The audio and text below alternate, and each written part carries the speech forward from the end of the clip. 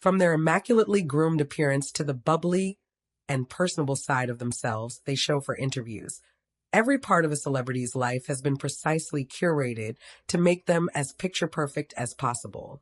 Despite the veneer, however, the legacies of some celebrities have been tarnished after they were caught carrying out horrific crimes, leaving them to be most remembered for the horrors they inflicted on others, rather than for their talents.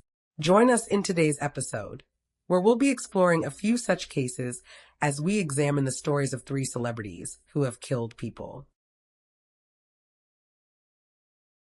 Johnny Lewis. Born on October 29, 1983, Jonathan Kendrick Lewis grew up in Los Angeles. Better known by the name Johnny Lewis, he was the middle of 3 children, and his parents were avid Scientologists. After graduating from high school, he left home to pursue a career in acting. In his late teens, Lewis began receiving guest roles in various American drama series, including Criminal Minds and Malcolm in the Middle. In 2004, he made his first film appearance as Engelbert Kerry Wilson, a side character in the Hilary Duff film Raise Your Voice. The following year, he appeared in Underclassmen, an action comedy starring Nick Cannon. Between 2005 and 2006, he played Dennis Chili Childress on The OC, and he also starred in the 5th season of Smallville. However, Lewis is perhaps best known for his role as Kip, half-Zach Epps in the first 2 seasons of Sons of Anarchy. In 2009, he decided to leave this role and asked to be written out of the show. The series creator, Kurt Sutter, noted, quote, "Johnny wasn't happy. Creatively, he really wanted out of his contract." Lewis's father added, quote, "He told us he left because the show was getting into gratuitous violence. He didn't want to communicate that as an artist."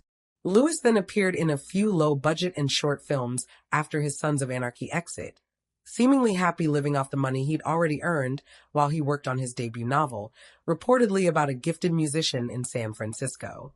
Around this time, he found out that his girlfriend was pregnant, but by 2010, the couple had split up. They attempted to live together for the sake of their daughter, but Lewis eventually moved out. Afterwards, the pair became embroiled in a long and painful custody battle, which he ultimately lost. In late October 2011, Lewis lost control of his motorbike and crashed. Though he was checked by hospital staff for signs of concussion, he showed none and was discharged. Those who knew the 27-year-old, however, became concerned by his conduct following the accident. His behavior became increasingly bizarre and erratic, and his father encouraged him to undergo several MRIs, all of which Lewis refused. To make matters worse, his strange behavior soon escalated, and he became violent. On January 3, 2012, Lewis left his parents' home in Northridge to go for a walk. Still in pajama bottoms and a t-shirt, he made his way through the neighborhood, but soon came across what he thought were cries of distress coming from a nearby unit. He decided to break in, but the home was empty. Moments later, 2 men arrived on the scene and asked the 27-year-old to leave. Instead of complying, Lewis went after the 2 men with a bottle. He struck them both on the head and became engaged in a physical altercation with the 2, even biting one of them on the arm. He was eventually overpowered and restrained until law enforcement arrived on the scene. Lewis was charged with trespassing, burglary, and assaults with a deadly weapon. He claimed he was acting in self-defense and was placed in jail. 3 days later, he was moved to a psychiatric ward after he reportedly banged his head into concrete and attempted to leap from the 2nd floor of the prison. For 72 hours, he remained in psychiatric care. His discharge summary read, "Chief complaint, blunt head trauma and suicidal." After 8 days in jail, Lewis was returned to his parents. He came home with 2 black eyes, his sister recalling, "He looks like a wounded, broken animal." His family noted that he didn't want anyone touching or coming near him, and he became hypersensitive to light, eventually disabling the fuse box in the house so that the lights couldn't ever be turned on. Unfortunately, things never got better for the actor. He attempted to take his own life in the following weeks, leaving his friends and family to take turns looking after him and never letting him go out alone. Around a month later, his family deemed that he was more stable, and they allowed him to live alone in Santa Monica. But less than 2 weeks later, on February 10th, he was arrested for knocking a man out outside a store. After he was released on bail, he walked into the ocean in Santa Monica fully clothed and was hospitalized for hypothermia. A week later, on February 18th, he was arrested once more, this time for attempting to break into a woman's home. He was released on bail again. A few months passed, and by May of 2012, friends commented that they didn't recognize him, describing him as someone who, quote, had a look I've only seen in disturbed veterans of war. His memory was scattered. He vacillated between basic, lucid conversation and incoherence. Lewis was prescribed medication for schizophrenia and bipolar disorder, but refused to take them. His father noted that he never received a clear diagnosis. Was he suffering from mental illness, or did he have an undiagnosed brain injury? A probation officer at the time noted his concern, quote, for the well-being not only of the community, but that of the defendant, adding that Lewis appeared to be suffering from mental health issues and that he believed he would, quote, continue to be a threat to any community he may reside in. Things finally came to a head on September 26, 2012, when 28-year-old Johnny Lewis was found dead in L.A. at the writer's villa where he lived. He had stayed at the bed and breakfast in 2009 and moved back into the villa at some point in 2012. The property was owned and operated by 81-year-old Catherine Harris and was inhabited by up-and-coming Hollywood stars, be they actors, writers, or directors. At the scene, not only did the police discover Lewis, but they also found his landlady, deceased, and her pet cat, who'd been killed and discarded on the bathroom floor. The LAPD had been called to the scene after the neighbors had been violently attacked by Lewis, and they'd heard Catherine screaming. A later autopsy showed that she died by manual strangulation and blunt force trauma to her head, with the coroner's report noting that the murder was particularly violent, having obliterated the left side of her face. Her nose was split down the middle, and her upper jaw was split open. For puncture wounds were found on her left cheek, likely from the mechanical pencil found beside her body. Lewis, meanwhile, had fled back to Catherine's property after attacking his neighbors before falling from the roof or garage, dying upon impact. His autopsy revealed that he had no drugs or alcohol in his system at the time of his death, despite the speculation that he'd suffered drug-induced psychosis at the time of the attack, as he had a history of substance abuse. His death was ruled accidental, as there was no evidence he'd been pushed or that he'd jumped willingly from the roof.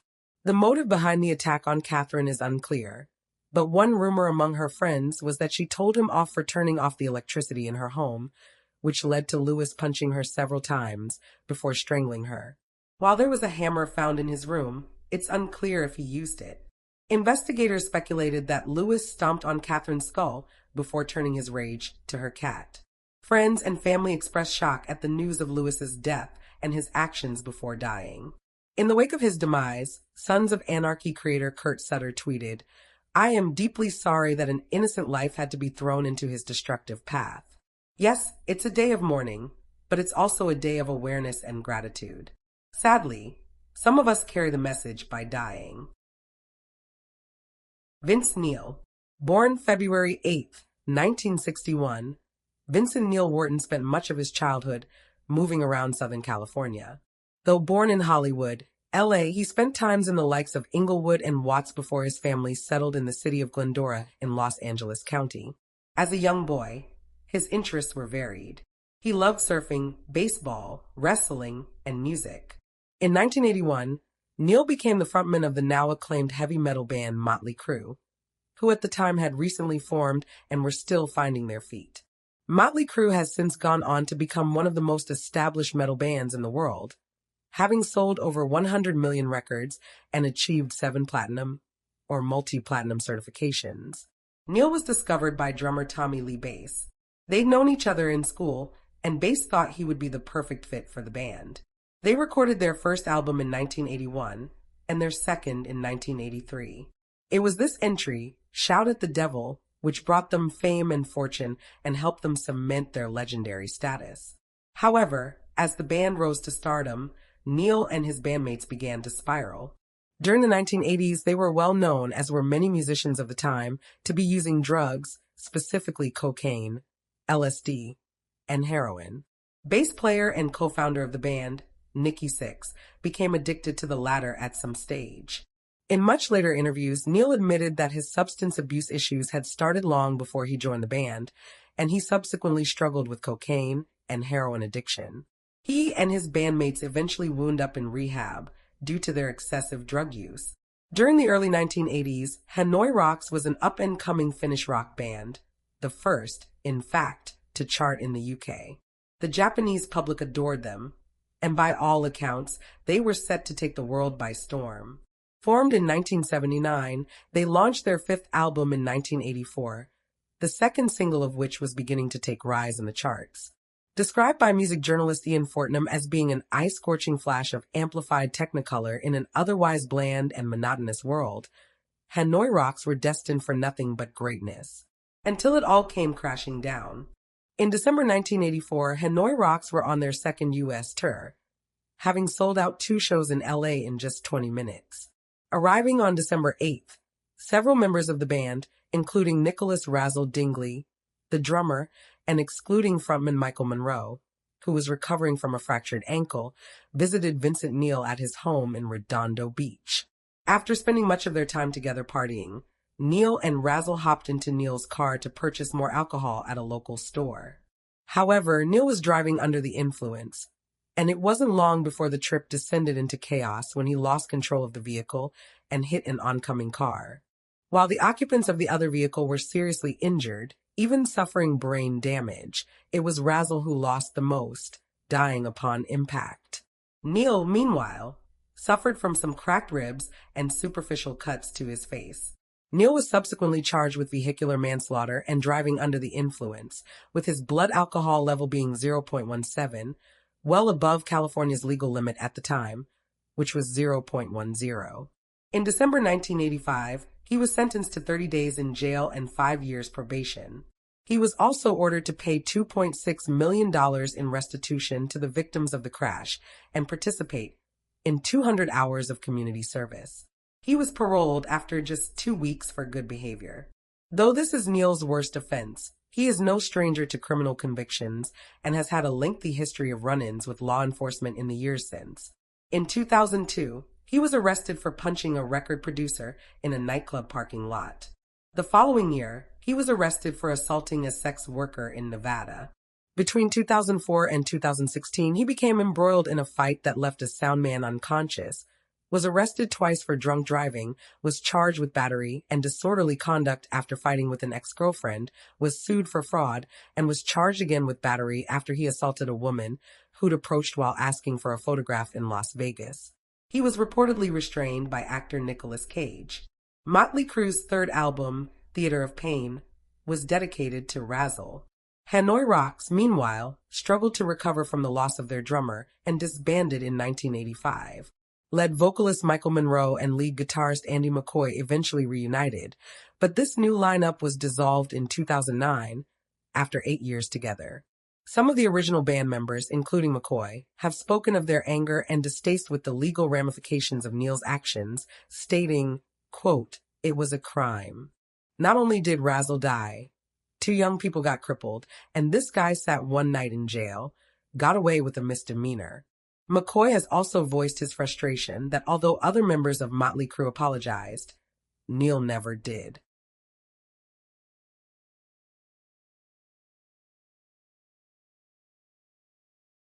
Oscar Pistorius.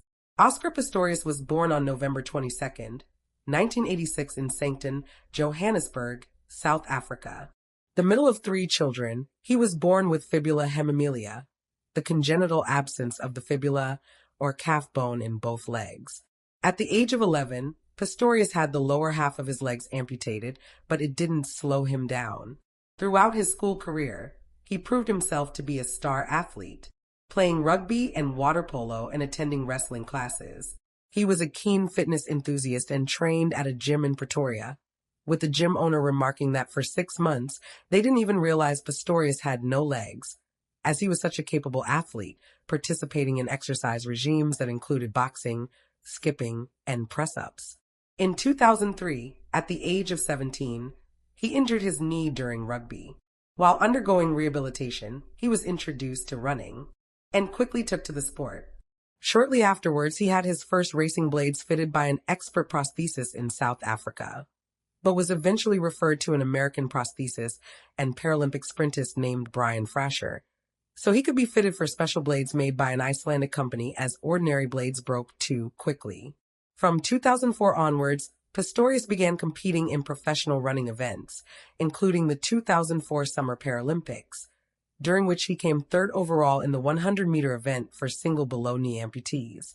He also qualified for the 200-meter event final, which he subsequently won with a world record time of 21.97 seconds.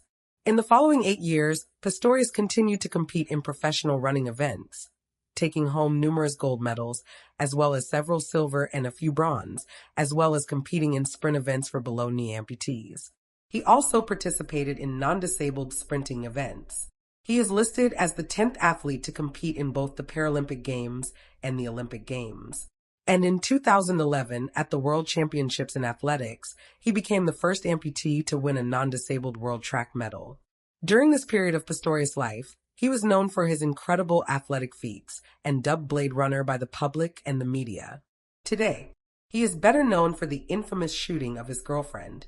On February 14, 2013, the police were alerted to a shooting that had taken place on Pistorius' property.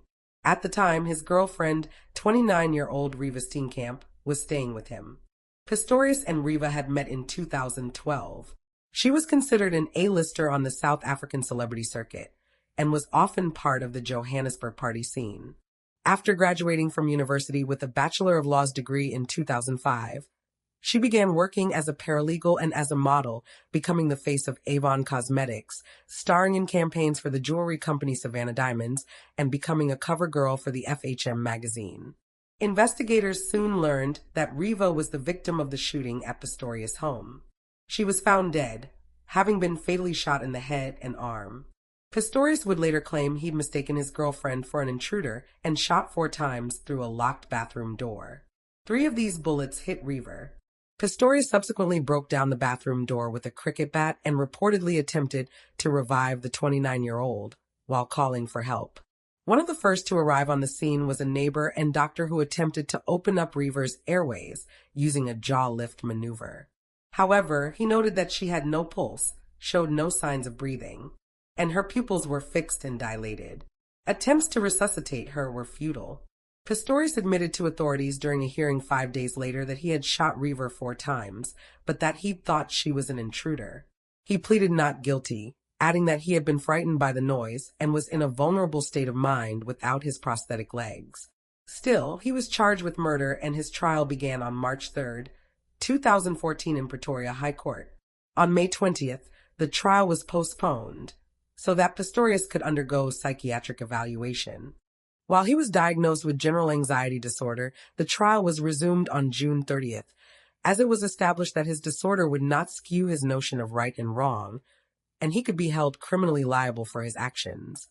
Neighbors testified hearing the blood-curdling scream of a woman on the night of the incident, as well as gunshots and a man yelling for help.